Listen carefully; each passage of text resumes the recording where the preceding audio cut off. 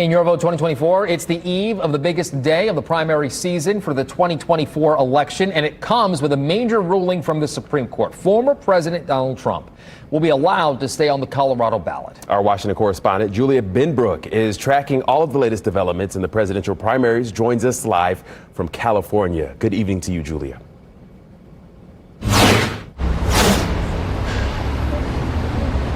Well, good evening. There's no doubt that Super Tuesday will be an important primary day. While former President Donald Trump has claimed decisive wins in the early voting states, tomorrow a large portion of the country will head to the polls, including here in California, where the most number of delegates are up for grabs. In North Carolina, a battleground state, and in Colorado, the state impacted by that consequential Supreme Court ruling. On the eve of Super Tuesday, the Supreme Court ruled that former President Donald Trump should remain on the ballot in Colorado. The decision follows months of debate over whether the Republican frontrunner violated the insurrectionist clause included in the 14th Amendment. It was a very important decision. We're very well crafted, and I think it will go a long way toward bringing our country together, which our country needs. The court was unanimous on the idea that Trump could not be unilaterally removed from the state's ballot, a massive win for the former president.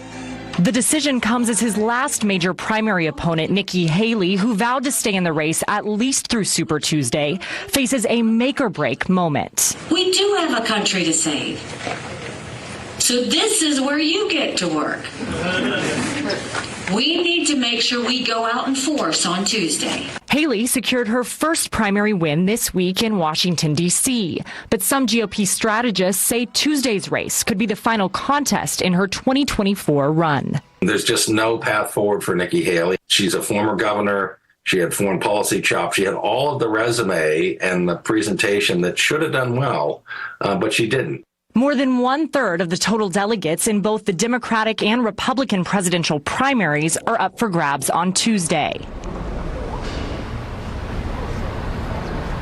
Here in California, a recent GOP rule change promises all 169 delegates to a single Republican candidate if they receive more than 50% of the primary vote.